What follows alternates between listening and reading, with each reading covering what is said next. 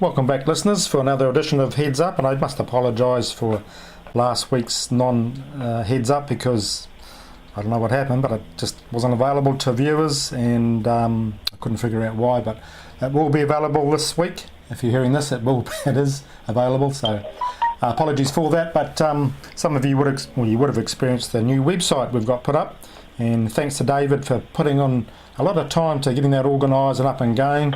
Always have a few glitches getting a new website going, with passwords, etc., but that's all been sorted out now, and I've learnt to click the right buttons when I'm posting pages, so sorry about pages that weren't able to be accessed.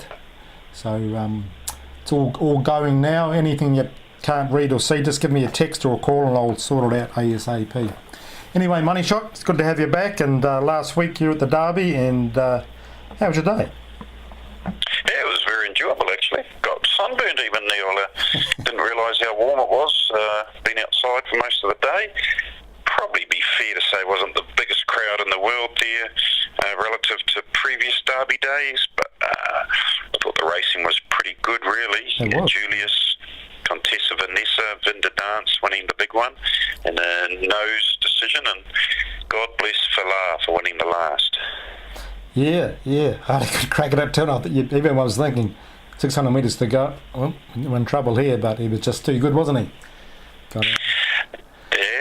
Now I caught up with a long-time subscriber and friend of the site, one of the owners of Contessa Vanessa, Don, hails all the way from Ashburton, I think. He was at Ellerslie. He was pretty happy with her winning the Sunline Vase and on to the Oaks. Do you think it was a difficult decision for jockey Chris Johnson to choose between it and Savvy Cope, or do you think Savvy Cope, the way she won the Lowland, was always going to be his first choice ride? Well, I think it was going to be his first choice ride, but even though she won well, there's probably about 4 or 5 horses in that race that you'd have to say are realistic chances in the Oaks, based on how unlucky they were. Like Beldenord, Swing Note caught 3 wide in the Open. Milsane had to improve off that run, and Treasure was held up. Hasahalo was held up. So even though she looked good, Savvy Cope, she's $3.50 now. I just couldn't have that. And I thought Contessa Vanessa, she's going to put herself in the race, and got to be a really good chance. So just on that, I know Don's obviously going, all the teams, so I really do wish them all the best. I'll be cheering for her. Hope she goes well. Word on the street, Julius out for a spell now and going to be aimed at the Group 1s in the spring in Hawke's Bay. Good. Yeah. He might win the Sprinter of the Year title without ever contesting a Group 1. Who knows? He's won a couple of Group 2s and a Group 3 from memory, but it's a very even bunch of sprinters, but he was pretty dominant, I thought, on Saturday. He was, wasn't he? And I was doing the Birdcage Bully off the TV and liked to cover on the race, but once I saw him on TV, he just looked so strong and healthy and just rearing to go. He had to be the bet, and he was just, you could see in the turn, he was trotting, wasn't he? And just too big, too strong, too good. And obviously the Derby was the big race. When the Dance had a good look at the replay, and it was the best ride who won the race that day. It was. You look around going out of the straight for the first time, round to the back straight. Jason Waddell. Cameron led him in again like he did Mongolian Khan. Exactly. Jason could have been planted 3 wide for another couple hundred metres, but Cameron eased back on Dan Stan's Dance and he got the perfect 1-1 for a time. Yeah, and that was the key to the race, I think. I think Jason virtually forcing his way in there, and Matt thinking, okay, well, I'm following a good horse, so no problem there. And that was a good decision by Jason to make sure he got in one off and did everything he could to be there. Just got up, got the bobbin at the right time, but that's what racing's all about, isn't it? Getting that bobbin. What's your thinking going forward to, say, the Roseville Guineas or the Australian Derby for our 3-year-olds? Are they good enough to compete, a la Ginger Nuts, Stock and Barrel, Mongolian Khan, or do you think they're a notch below those horses and they might struggle in Australia? I'd have to say they're a notch below Ginger Nuts, but I like Dan Stan's stance to go over there in the Oaks and have a good chance whether she goes. Do you know if she's going to the Brisbane Oaks or the Sydney? I'd imagine she'd probably go to the Sydney Oaks. She certainly hasn't been over-raced. That's right. And it was a pretty good run. Certainly didn't get all favours, and it was only her fifth start. That's right. I mean, how many horses in hindsight, how many horses other than Excellent have won a derby in their first 5 starts? Not many, if any, I'd say. Yeah, good point. So, hindsight's a wonderful thing. But it was still a meritorious run, and you wouldn't be too disappointed from looking further afield at Australia with her. You'd think, as you say, the AJC Oaks would be a race right within her range. Exactly, and Matt Cameron mentioned she'll probably be a multiple Group 1 winner by this time next year, which is a big statement to say, and she just looks better and better each time you see her, so you could be right. It's a big call though. What else? Yeah, my wife used to work in a cafeteria, and she said, Neil, never touch anything with chicken in it.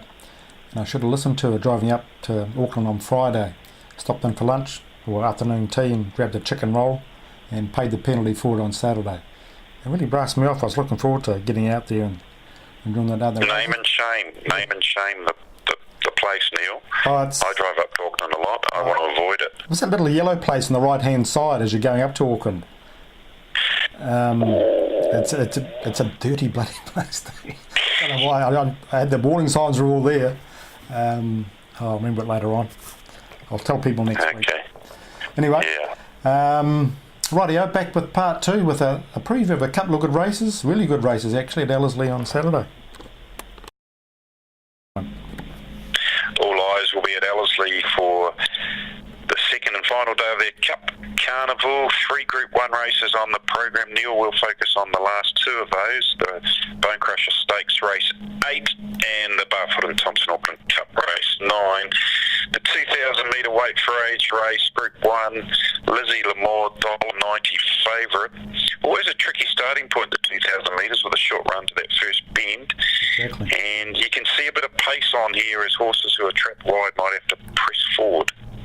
Yeah, exactly. I'm just looking at the speed map now. We've got Authentic Paddy, 1770, Saint Emilion, Start Wondering, Nicoletta, so the first inside 6 barriers are going to jump and get going. And then out wide you've got Darscape Princess and Ronke if he begins well. So there could easily be there will be a decent tempo into that first bend. And depends what happens then. I think Darscape Princess holds the key to the tempo down the back straight because she can't snag back. Well, they could, but she can't win from there. But I think she'll go forward. Damien Brown on. Look to get second outer outside Saint Emilion. Even tempo, could set up for a back runner. Or Lizzie Lamore, 3 back on the fence, you think? You'd think so. She's just the class horse for mine.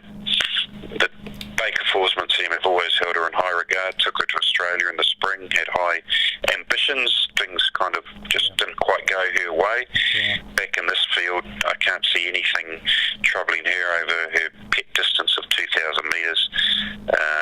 Perfect barrier draw. I think she will be just too good at the weight for age scale. Gets in very nicely. $1.90 probably as short as you want to go, but does look a winner to me. Yep. Now, she does look the winner, and on a dead 4-5 track, she does look the winner.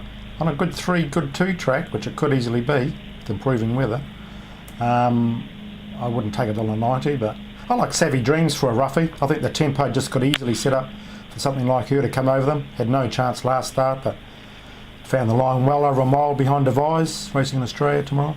And I thought I may have an each way bet on her, but we'll see. Certainly no odds-on favourite in the Auckland Cup, Neil. It's a much more even affair. Pretty tricky race, I thought, and it's hard. I'm struggling to really get too keen on anything. Have you got any thoughts? Well, you know I'm a sectionals man, and Magic Chai last week came home in 32.8 something, and that was the fastest all day, and we all saw how hard he hit the line, and you couldn't hope for a better 2-mile trial. I mean, no, he can see out 2 miles. He's going to settle that. So this is a harder field, would you say, than the Wellington Cup? Definitely a bit harder than the Wellington Cup. You've got the second and third place getters in this race again. Yeah. Maybe a little bit more depth in the Wellington Cup, and he's up in weight. But yeah, he certainly had the flashing red light on his head, didn't he, on that first day run? Yeah. Flashing home late. I guess you'd have to say ladies first. Meet some 2 kgs, 1 kg better off from last week. No, actually, doesn't meet them any better off. Forget that. They meet on the equal, same weight scale. She's 2 kgs in receipt as she was on the first day, but she was a grinding winner. Yeah. You'd think there'd be a little bit of improvement. Alan Sherrick likes to peak his horses for the big races. So those two looked at 2, but I don't know. Probably something will jump out at double figure odds and blows them all. I reckon that horse could be number 11, Show the World. Won really well. $31. That'll do us nicely, 31 and 9. And Lindsay Southerly, don't know if you heard after Matamata when she got off it, she said this horse has improved the last 2 or 3 weeks, and it's just kept on improving. And he's an ideal 2-mile type, isn't he? Out of a Zabeel Mia, and who won the Auckland Cup? did Brazil won an Auckland. I think Brazil won an Auckland Cup. Won a Zabeel Classic and an Auckland Cup from that's memory. right too. Well, there you go, 31 and 9. Could be the roughie. Lindsay Southerly. Wouldn't it be great to see her? Get a big race. Yeah. I don't know if she's ridden a Group 1 winner before, has she? I'll have a look. Ooh, I would say no, but could be wrong on that. I can't think of one. No, well, it's got to be a chance, and not that last run. So, but Magic Try for me, with a track like that, would be dead 4 or better. Got a knock over the eye on Saturday, but that's healed up nicely. Top trainer Tony Pike, you know he can stay 2 miles, so I thought $8 and $3 is goody to way bet. So he's on top for me. So who's on top for you, ladies? Ladies. Yeah, I'll go ladies first. Yeah, Brazil won the Auckland Cup in 2005. Mark Duplessis riding. Oh yeah. That would have been the last New Year's Day Auckland Cup, actually. Yeah. It would have been too. Yeah, that's right. 1st of January 2005. Yeah. I remember it was up against the rail, wasn't it too? Yeah, basically led most of the way. Beat Bondi and Zabit. Bondi was an Australian horse. Zabit was trained by the Logans. The a bit of chocolate fish on that. Ladies first against Magic Chai. Yep. Off the stick. I was hoping you'd say you'd give me Lizzie Lamore against Savvy Dreams. No, I haven't been drinking today, so no. Shit. Okay then. We'll go ladies first against Magic Chai, just for an interest. You got me on the. We didn't talk about this. Well, we did last week, but no one heard. That was probably our best chocolate fish battle in the Matamata Breeders. Literally, we were neck and neck, stride for stride, for about the last 600 metres of the race. Oh yeah, Spanish Whisper and the other filly. That was a great. She's a thief. Yeah. Yeah. No, you got me on the line there, so hopefully I can get one back this time. I'm never in doubt. Anyway, now it's a good 2-year-old race on Saturday, isn't it? You know, with Bot Chase, Sort of Osman, Melt, Avantage. Yeah. Yep. I'm sure you'll have the winner sorted out. Maybe we better keep the powder dry so the subscribers get good oil on that race. Yeah, I've got one sorted out for that race, and subscribers will know which one I'm talking about. But good races during the day as well. Early in the day, race 3, we got King's Cross has got to be a chance, 550, but a good race. And no, it's a good day of racing, and it's going to be a decent track again. And okay, we've got a chocolate fish sorted out. Okay, we'll be back in part 3 in a sec. Right, back with part 3, the sports preview. And last night, Money Shot, the St George team kicked off with a really good win over, who was it? Brisbane Broncos, that's right. Yeah, what do you think of that? In the NRL. Yeah, it was a good game. Good to get the league back on a Thursday night. Too right. Yeah. They looked impressive, St George, but you have to remember, I know it's probably a few different players and personnel changes from last year, but they started off last year winning 6 of their first 7, but then failed to make the top 8. So don't go too soon. You don't want to go an early crow on St George, but they played well. Your beloved Warriors are playing Saturday night, 9 o'clock in Perth, part of a double header there. What if I told you, Neil, that the Warriors have lost their last 11 matches in Perth? Well, Would you be backing them this weekend? no way. No, it's time for a change, but is that right? Crikey. Haven't won a game in Perth since 1999. Gee. And Back when you and I was wearing short pants. that's dead right. It's a long time. That long ago. No, it's that's no. I heard Bluey talking about them during the week, and he's a bit concerned about the front row. So probably maybe watch and see the first couple of rounds. But hopefully they go well. Maybe start off with a win for a change. But on those stats, you couldn't see it, could you? Well, the only counter, I guess, is that none of those games have been the first round, so they've had to travel, without too much turnaround time from their previous game. Whereas this year, it is their first game, so I think they've been over in Perth for about a week or more. Actually, the Warriors. Good. So. Yeah, I think they'll put up a show, but I don't think they'll beat the Rabbits first up. So we'll see how they go, though. Yeah. Be interesting. Yeah. Big game, though, on the other side of the coach for the Union boys. The Super Rugby game between the Hurricanes and the Crusaders, Wellington Stadium, 7:35 Saturday night. Looks like it's going to be a windy old night in Wellington. Yeah. Bowden Barrett's 100th game for the Hurricanes. No Richie Mo'unga for the Crusaders. Yeah. $1.87 the pair. I'll let you have a guess, Neil. Who do you think I'm going to tip? Well, it won't be the Crusaders, so it leaves one other team. But you'll be going down there to attend the game? Yeah, going down Good for a look. atmosphere? Yeah, it'll be good atmosphere. Booked it a couple of, 6 weeks ago or something, so it should be a good game.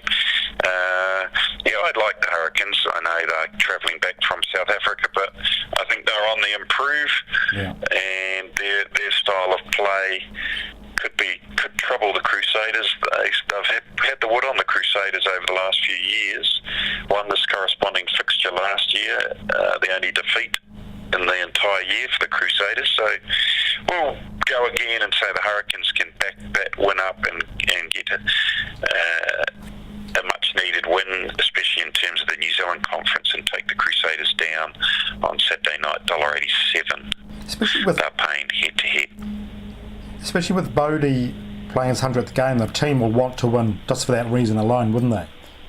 Yeah, and I think Ben May, the prop's also playing his 100th. So often it's just that extra motivation they need. Definitely. To lift, and the first home game they'll be keen to put on a show for their fans. So I've got a good feeling about this game, Neil. Pretty keen on the Hurricanes, I have to say. Now, last year you mentioned it was a good idea sometimes just to wait until the in-play betting, and especially if the Crusaders start off with a try, the Hurricanes will get out to over $2, wouldn't they, you'd think, early on? So, well, funny you mention that. The basketball on Monday night, Breakers and the Melbourne United. Oh, yeah. I think it was the closing prices on tip-off was about $1.70 Breakers, $2.05 Melbourne, and I think at the first time out it was 6 or 8 nil to the Breakers, and Melbourne's price had drifted right out to about $2.70.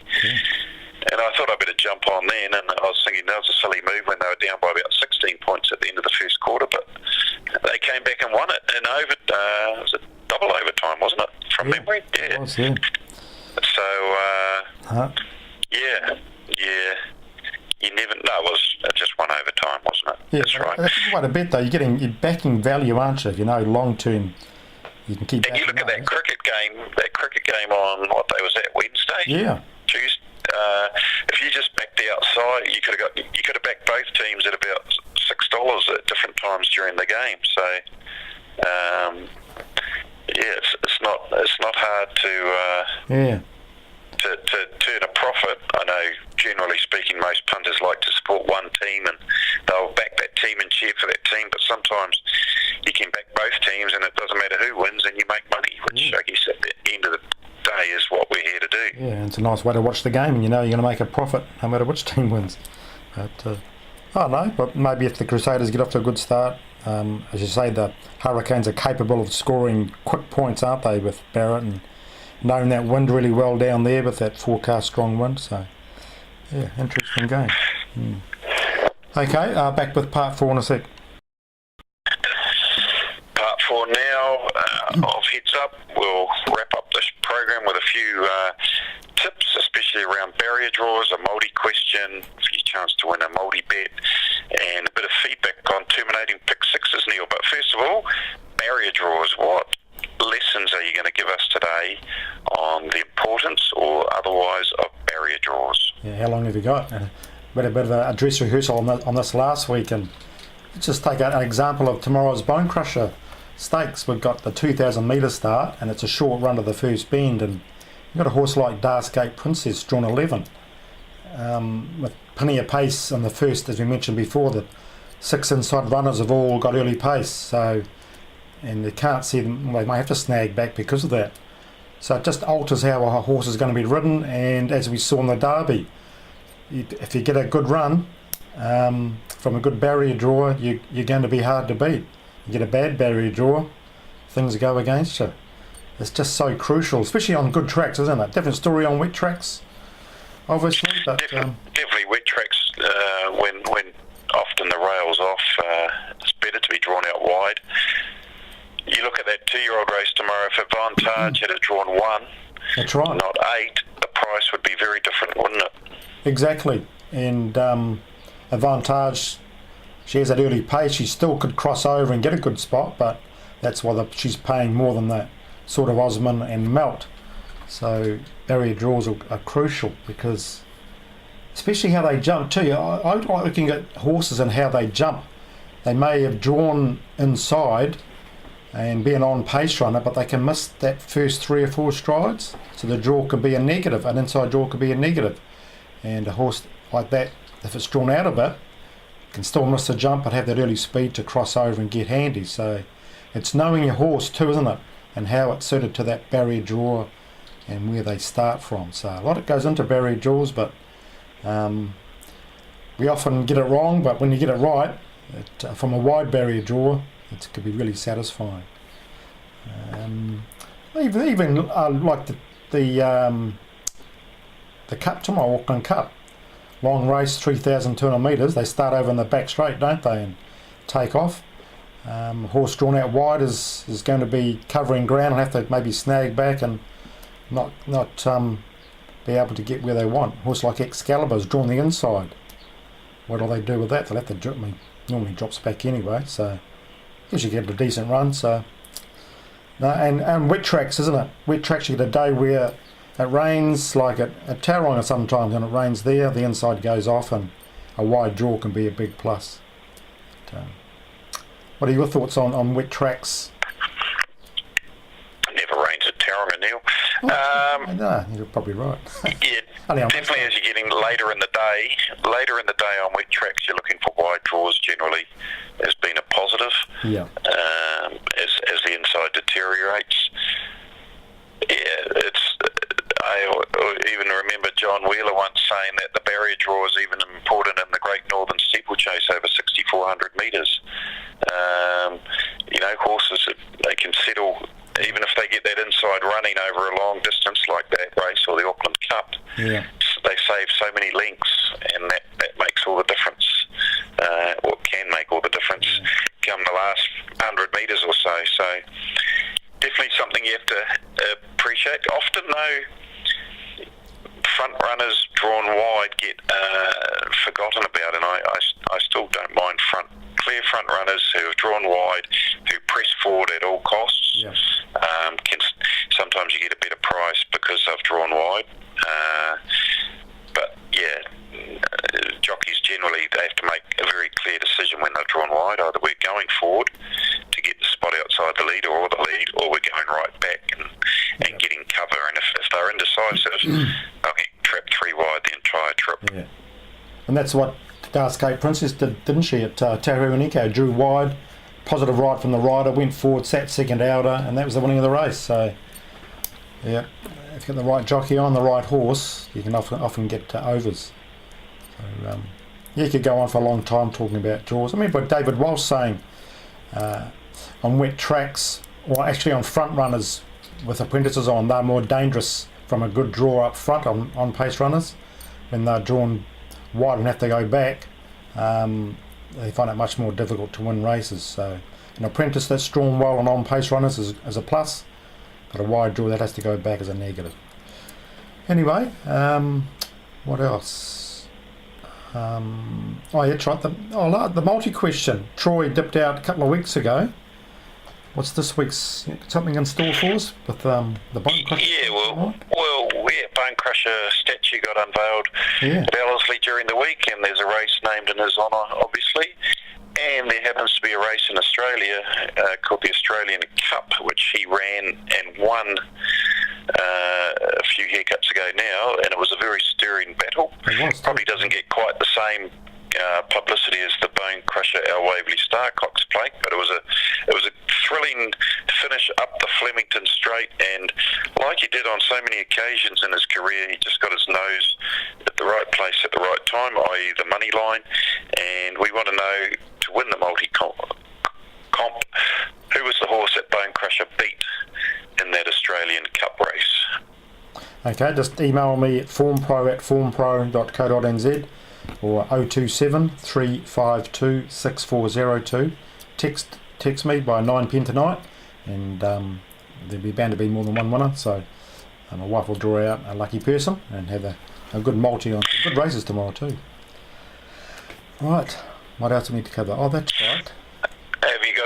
You spoke to the TAB about one of your little pet hates, terminating pick sixes. Well, or lack thereof. Lack thereof. It's just something that's been bugging me for a while. A lot of punters I speak to, they really enjoy the terminating pick sixes, because you can spend $10, $20, $50 and have a chance of winning 25 or more grand. So I emailed them, and this is the reply. We use terminating as a novelty for pick six at specific times of the year, as well as an odd ad hoc occasions, such as a Wednesday thoroughbred meeting as a banded. So we run a terminating pick six on the dogs, etc. Simply, we have previously run a terminating pick six for the Karaka Million meeting, and the races were held on a Sunday. As they were held on a Saturday this year, it fell into the regular pick six circuit. We will again be operating terminating turbo pick sixes in July of this year. What do you think of that? I've got a couple of thoughts. Any thoughts? Nothing that I can probably repeat on here. That's right. I just think it's a novelty for pick six at specific times of the year. I think it's such a great tool to get punters interested in a very average meeting, even during the week or on a Friday night, that you wouldn't normally have a bet in. And the terminating turbo pick sixes, where they operate on two meetings, say at Ellerslie and Southland, a lot of punters don't follow both islands for the betting and don't like it because of that. We could just have a straight terminating pick six on a Saturday. Like at Ellerslie last Saturday, I think it was 60,000 guaranteed. I had no interest in that. Don't know about you, but if it was terminating $100,000, you'd get a syndicate going with, have a good crack yourself, wouldn't you? Exactly. Just I guess there's a lot of questions being asked over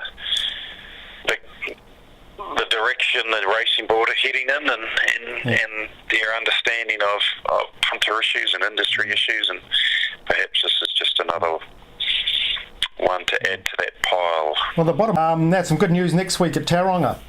Can you tell us? Yeah, we've touched on it before. Facebook page called Boys Get Paid. If you're on Facebook and you haven't yet joined up, I suggest you ask to be added as a member. It's all free. You'll see there's a good bit of banter, a few tips thrown around, etc. And there's a Punters Club, $100 a ticket. No maximum on how many tickets you can buy into, and the betting will be done on Tauranga, Wellington, Australia next Saturday, St. Patrick's Day. So could be a good day out if you want to get on course or head down to your local and enjoy a bit of racing and have a bit of fun and be part of a syndicate. I think at Ellerslie there's $56,000 as part of the syndicate, so there's some big bets going on, which adds to the thrill. So if you want to be part of that, have a look at Boys Get Paid. Yeah, it's on Facebook, so no, that'll be great. I'm looking forward to that. I'll be in the syndicate myself, so no, and fine with the forecast for later in the week, so that's good. Right, nothing else, money. The Form Pro ratings on Monday proved really popular. Make sure you get onto those, and also you notice on the TAB apps, the Greyhound speed maps are on there free now for all Greyhound meetings, and they've been picking a few winners. So if you like following the Greyhounds, find those dogs that'll lead or get a nice run and get some good value. So it's only on the app though, not on the normal website. Yeah, at this stage. So go to the app, make sure it's an updated version of the app too. You won't have it on the old versions. Just update your app and you'll see them on there. And nice and easy to follow and look really good. Anyway, rightio. I'll enjoy your trip down to Cape Town. Should be good weather down there by the looks of it. Yeah, looking forward to it actually. Something a bit different. And go the Hurricanes. Yeah. Go the Warriors. Don't sound so enthusiastic. Rightio. Well, have a great week everybody and good punting.